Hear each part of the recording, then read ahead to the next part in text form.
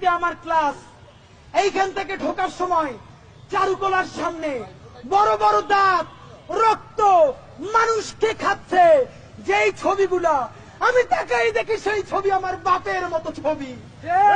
মাথায় টুপি, সাদা দাড়ি, এই মানুষগুলাই নাকি বাংলাদেশের রাক্ষস। আমি সামনে দিয়ে যাইতে পারতাম না, এইখান থেকে মাথায় টুপি দিয়ে যাইতে ভয় লাগতো কখন আমাকে শিবির বলে আমার জানটা শেষ কইরা দেয়। আব্বা আমাকে ভার্সিটিতে যাইতে পর্যন্ত নিষেধ কইরা দিছে।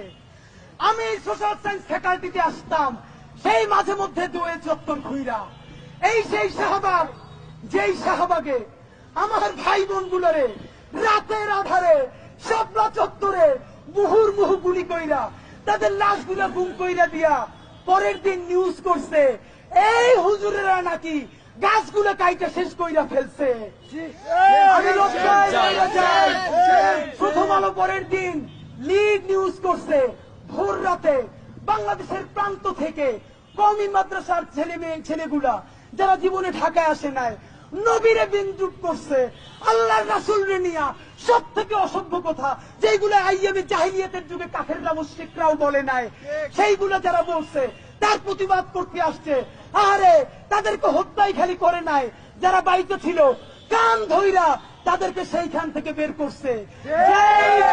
যেই প্রথম আলো, যেই বাংলাদেশের এনজিও পন্থী, যেই সোশ্যাল মিডিয়া মানবাধিকারের কথা বলে, পরের দিন পত্রিকার হিট নিউজ হইছে কান ধরে সেই কওমি মাদ্রাসার ছেলেগুলা বের হয়ে যায়। সেই ছবিগুলা পত্রিকায় প্রথম আলোতে দেওয়া হয়েছে ফার্স্ট পেজে। ঢাকা বিশ্ববিদ্যালয়ের শ্রাবণ বাসে দোতলায় আমি সেদিন ভার্সিটিতে আসি, আমি অবাক, আমি মরে যাই। ঢাকা বিশ্ববিদ্যালয় দেখেন ফ্যাসিবাদ কিভাবে মনস্তত্ত্ব তৈরি করে।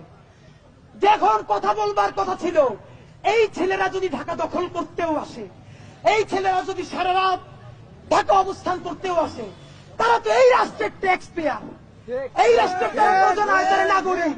কোন অসভ্যতা বলতে পারলো না, একজন বলতে পারলো না এই ছেলেগুলোকে who gave you right that shoot him. আমার ভাই বোনের গুলোরে মারলো, মারার পর তারা কান ধরে বের হয়ে যাচ্ছে, পুলিশ বলছে কান ধরে বের হয়ে যা, তারা জীবন নিয়ে পালাইতেছে।